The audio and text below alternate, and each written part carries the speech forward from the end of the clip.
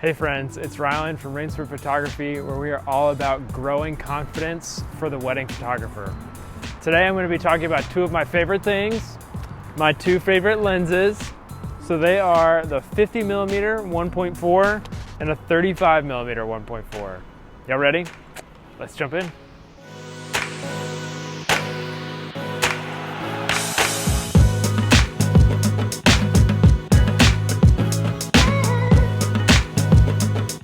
So first, let's talk about what kind of lenses these are. These are both prime lenses. So what that means is that there is no zoom feature to either of these lenses. That's partly why we have to have two, because 50 is fixed at 50 and 35 is fixed at a 35mm focal length.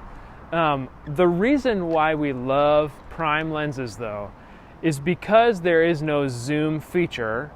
They are much simpler, which means that they can be smaller while still going to very low aperture, which allows you to get that really deep bokeh or depth of field that makes your subject just really pop in photos.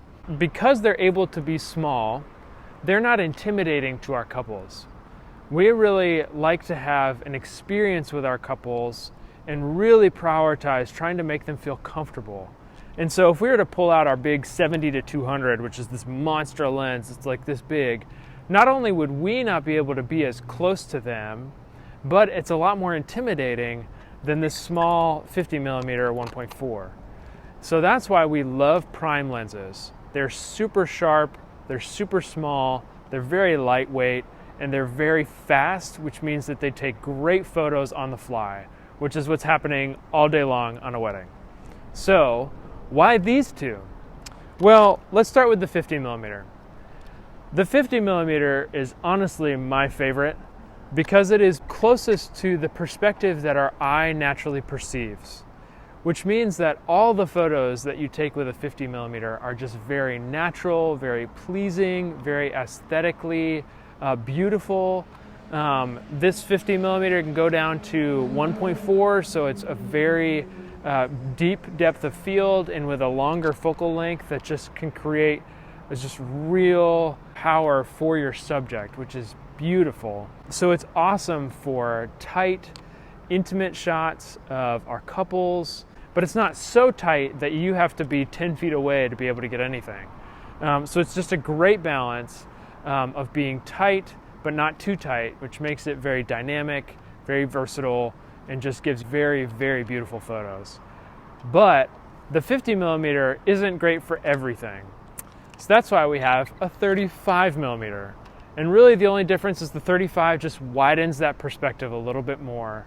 So this is amazing for the getting ready room where you've got the bride and all of her bridesmaids and they're all kind of spread out. So you need a little bit more perspective. You can't get 30 feet away because you're in a room. And so having wide perspective is super valuable. The 35 is also what we use for about 100% of our reception photos, where the bride and groom want to take a photo with a group of friends or with their parents, or for dancing. We use the 35 for all of those things at the reception.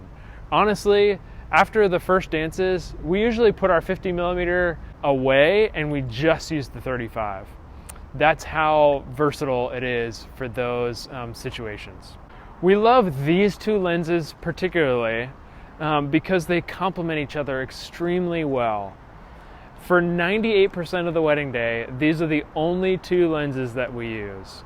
There are other lenses that we have in our kit, and you can refer to our camera bag video to learn more about those, but these are the two lenses that we use for just about everything.